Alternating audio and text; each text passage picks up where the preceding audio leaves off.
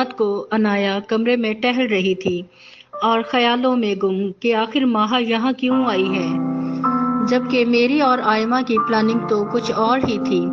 اس نے کس چیز کے پیسے لیے مجھ سے؟ ابھی پوچھتی ہوں اس سے، آخر معاملہ ہے کیا؟ عنایا نے بیڈ کی سائڈ پہ پڑا موبائل اٹھایا اور آئمہ کو کال کی۔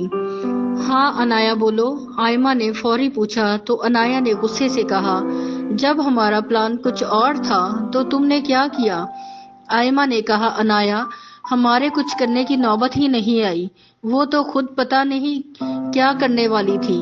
عنایا نے مزید پوچھا تو آئمہ نے پھر کہا، وہ تو میرے میاں صاحب کو ہی مروانے لگی تھی۔ تم تو اسجد کی بات کرتی ہو، اس کے تو پتہ نہیں کتنے عاشق ہیں۔ کیا مطلب؟ عنایا نے حیرانگی سے کہا۔ آئمہ نے تفصیل سے ساری بات عنایا کو بتائی اور پھر کہا، تم چاہو تو اپنے پیسے واپس لے لو، مجھے اپنا شوہر بہت پیارا ہے۔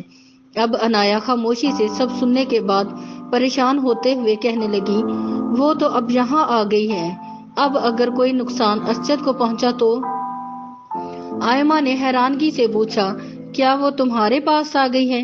اس کی خالہ بھی بہت تیز نکلی، اپنے گلے کی بلا تمہارے گلے میں ڈال دی۔ آئمہ نے چالاکی سے معاملے کا رخ بدلا، بھئی اب تم جانو یا تمہارا شوہر، مجھ سے نہ امید رکھنا کسی چیز کی بھی، آئمہ نے کہا اور کال آف کر دی۔ عنایا نے فون کی طرف دیکھا اور خود کلامی کرتے ہوئے بولی، اب میں کیا کروں؟ اسجد کو کیسے بچاؤں؟ اس کی آنکھوں پہ تو محبت کی پٹی بندھی ہوئی ہے۔